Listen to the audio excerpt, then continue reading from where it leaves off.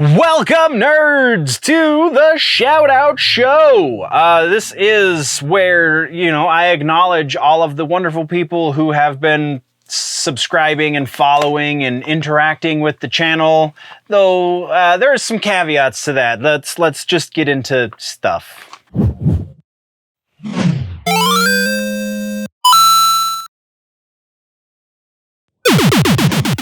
All right, so caveats. Let's get this nonsense out of the way real quick.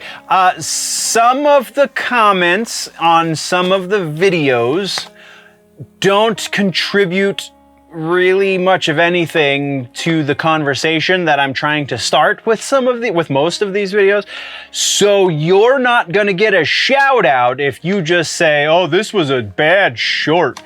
Okay, oh, thank you for leaving me a comment and boosting me in the algorithm.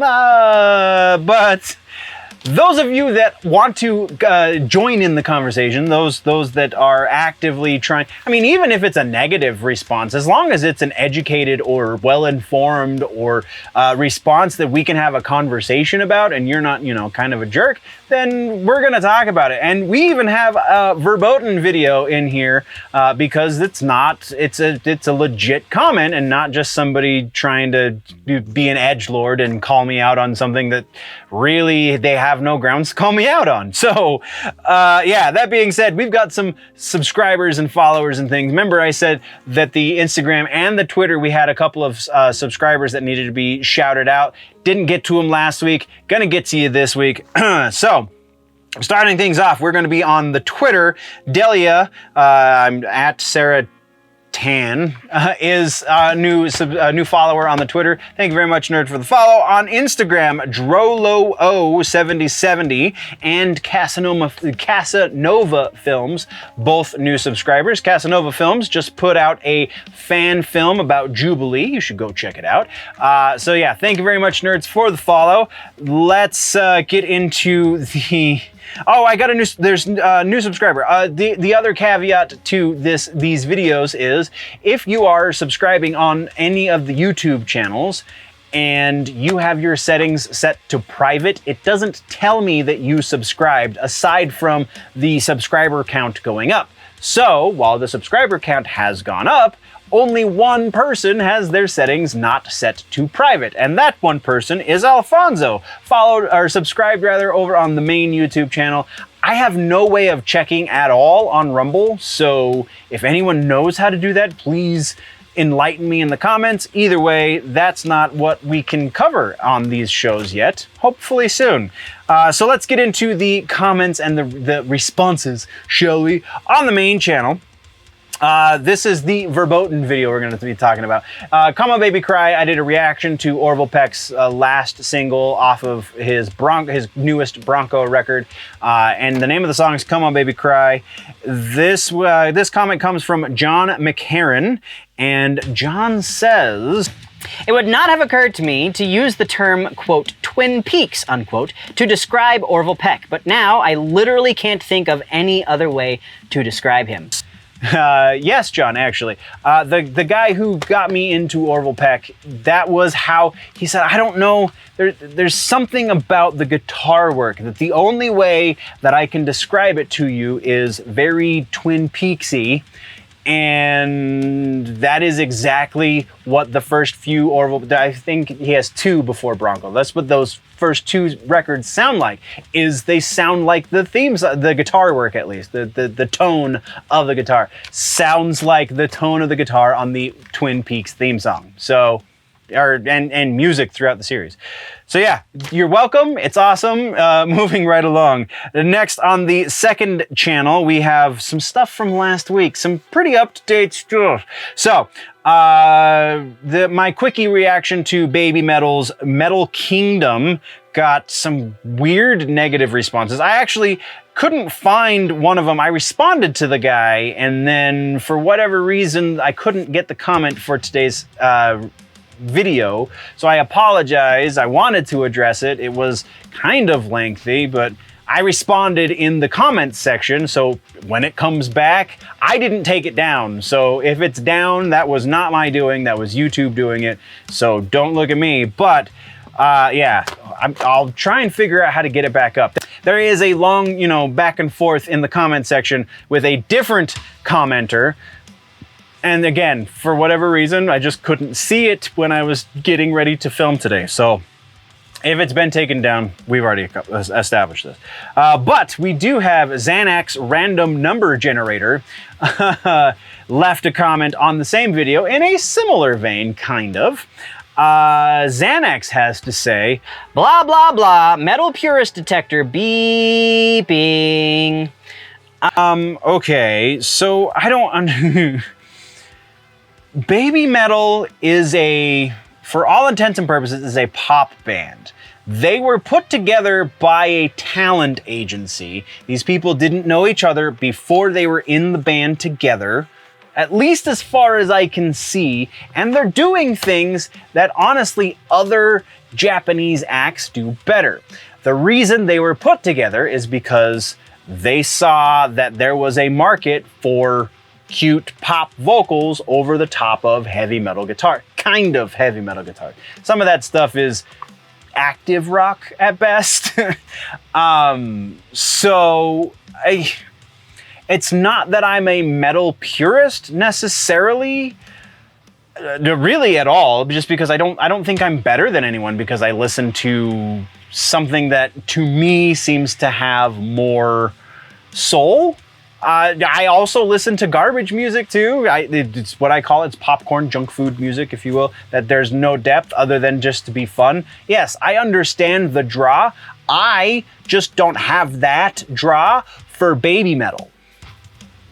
For whatever reason, there are plenty of metal bands even that I've been known to listen to in the past that really have no substance behind their music. Just it's headbanging good times, and that's okay as well. Just don't have it for Babymetal. I don't believe I disparaged them at all. I just said I was never into them up until this point, and this new single that they put out seemed to be listenable. Aside from that, it was a short. It was less than a minute long. How offended are you? Whatever. All right. So yeah. All right. Now we have The Last of Us stuff. So I had a couple of really good back and forths with some people on The Last of Us. So we did 2 reasonably nerdy videos on the second channel having to do with episode 3 of The Last of Us. A short and a long version of the short, where effectively I just get into the better nuance of my opinion on episode 3. So, first thing, we have user Mustangs. Mustangs says this. Bill is depicted as one of the most isolated and self-reliant characters. He is someone that was only concerned with his own survival, but his backstory, meeting Frank, allows him to see that protecting the ones you love is something to die for. The end of his story leaves our protagonist with the ability to continue with the mission of protecting Ellie, and hopefully saving humanity. They are left with a truck, battery, weapons, ammunition, and food. This is a world where nothing is for free, and the note that Bill leaves for Joel spurs Joel on to keep his word to Tess and keep Ellie safe. All right, so that's one. We're gonna go through all of these comments because they're all similar. They're all dealing in the same vein, if you will. So next, also on the short version, comes from Bemjo Min. Bemjo says, it's a really good way to set the tone of the series without killing off any main characters, to be honest. I think it's better they did it this way for newer fans. So those are the 2 that are on the short. And then on the long extended version of the Reasonably Nerdy, we got Danny C. Picard. And Danny says, I think the episode was theme heavy, sure. It did not move the plot much, but the theme of the story is human connection, mostly between Joel and Ellie, like in the game. Zombie apocalypse stories are most of the time not about the zombies. I can understand the desire for more action-packed moments, but I think it will matter to understand Joel's journey. Okay, so let me get into even more nuance of what I meant. The entirety, I guess it wasn't the entirety, it was about 3/4 of episode 3 deals with tertiary characters. These are not characters that are going to be moving forward in the series at all. These are not characters who directly impact the overall narrative. And I know I can hear you typing already. Hold that thought. There is some impact in that Joel saw in Bill a little bit of himself, in that Bill was not the kind of he was not very extroverted, if you will. He was not the kind of person who really cared about other people. So, understanding that, at this point, at the very least, there is no reason for us to believe that Joel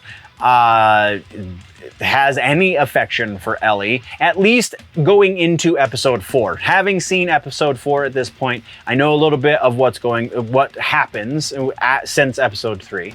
But at the beginning of episode 4, he refers to Ellie as cargo. So I don't know necessarily that the Bill subplot was necessary, because if Joel creates feelings for somebody new, i.e. Tess, then he's going to go out of his way to try and protect this person anyway. There is the necessity of the Bill subplot doesn't exist. That is an unnecessary detraction from the story. Now, again, hold that thought, because we're getting to a point. I think that there could have been a much more useful way of doing this. I understand in the game, it's literally like 3 lines of dialogue that they covered in this entire episode. The relationship between Bill and Frank was about 3 lines of dialogue, and that's all you get in the game. And then we spend, 40 minutes with Bill and Frank and see their relationship become a thing. And that is very helpful. We don't see the relationship between Bill and Joel really at all. We get a brief moment of it in the montage, and we get that note at the end of the episode. Sure, but it still feels very detached. It still feels like if that episode didn't happen, aside from the truck and the supplies, nothing would be different, because eventually Joel is going to feel for this kid anyway. If he sees, it's a simple narrative device, he sees that she potentially could save many hundreds of people because she's immune to the cordyceps, then he's going to want to accomplish the mission anyway. So in that respect, the Bill subplot was unnecessary. And if he then goes on the mission to deliver her to where she can be useful to humanity, because he's not completely cold to all of humanity. He's just cold to the Fedra. So on the mission, on the journey of the mission, he's bound to start to have feelings for this kid, because she's probably reminding him of her kid, or reminding him of his kid who died during the fall. So again, we've negated the need for this excessive thing. So if we could see the relationship of Joel connect to the relationship between Joel and Bill connect, words, if we can see the relationship of Joel and Bill connect, then that gives this more weight. That gives the effect that Bill has on Joel much more weight, and makes it much more meaningful when we figure out that Bill and Frank didn't make it in the end. So my argument was, I think that Nick Offerman should be much more prevalent in this show, because I've never seen him do serious before, and damn, he did it well. So I think that the Bill and Frank subplot should have existed over the course of maybe 3 episodes as flashbacks, while going on this journey with Ellie, while Ellie is also creating a relationship with Joel. So we can draw parallels between Bill and Ellie creating a relationship with Joel, and then it becomes a much more effective storytelling device. Does that make sense? Does that kind of hash out the nuance for you? Okay, so that takes care of that. And then we have comment from a movie suggestion. I suggested Dune last week. Dune on HBO Max, it's fantastic. I love the books. I think Denis Villeneuve is a brilliant filmmaker, and I think his version of Dune is probably about as close to the books as you can get. I do have issues with it. We've talked about it previously on the show, so I'm not saying it's a perfect adaptation, but it's a damn good movie. So Caleb Wood decided to leave a comment. Caleb says, the movie sucked. Good Lord, this is what I'm talking about. These are the kinds of comments that going forward, we're not going to address. Because you're not, sure, you're expressing your opinion, that's fine. But if you have no reasoning to back up your opinion, you're not contributing to the conversation and therefore not worth the time of filming. So yeah, moving right along. Our final one has to do with a short, actually I believe this was from the main channel. I don't know why I have it in the notes as being from the secondary channel. It was from the main channel. It was about Star Wars sequel trilogy. The sequel trilogy actors are going to be showing up, according to rumor, going to be showing up in the next trilogy of Star Wars movies, so the post-sequel trilogy. And so at the end of the short, I said, is anybody else worried about the future of Star Wars? And Cap651 decided to chime in with, yes, I'm very worried. The only way to fix Star Wars at this point is to make a show all about Thrawn and kill off every sequel character. all right, so that's a little extreme. I'm not saying he's wrong, but I think there's a more diplomatic way of dealing with this, and there's a better way to fill out what's lacking in some of the sequel trilogy characters. I think Finn, honestly, they could do a whole movie about where Finn goes, honestly, during the events of the Rise of Skywalker, because like he wasn't really there, and then going forward from that. I think Finn is probably has the most potential, not the strongest character of the sequel trilogy, but definitely has the most potential of any of the characters from the sequel trilogy. So Poe Dameron also has some pretty strong potential. I feel like the Rey story's told. I don't think we need to see Rey in much or anything going forward. Who else does that leave? Kylo Ren is dead, so how does Kylo Ren get the label of Kylo Ren? That would be a good movie. That would be something I think the fans would like, because in spite of him being emo Darth Vader, he was still one of the few things that the fans of the show, or of the Star Wars movies and universe, he was one of the things that I feel like wasn't as divisive as 90% of the rest of it. There is redemption. There is the ability to redeem that character tenfold if you can get us a good movie about how he becomes Kylo and the leader of the Knights of Ren and what all that means. I think that's a really super interesting. So no, I don't think killing off the sequel characters. You just gotta make them characters and not vehicles through which Kathleen Kennedy can voice opinion. Yeah. So yeah, I believe that is our shout out show. So thank you very much, nerds, for joining me for another shout out show. We do these once a week. You can join the conversation by joining me in the live stream every Friday night. You can leave a comment, make sure you're subscribed, follow the socials, do all the things. I appreciate you, nerds. We're gonna head out before we go. Always remember that if it's generally nerdy, it's probably here.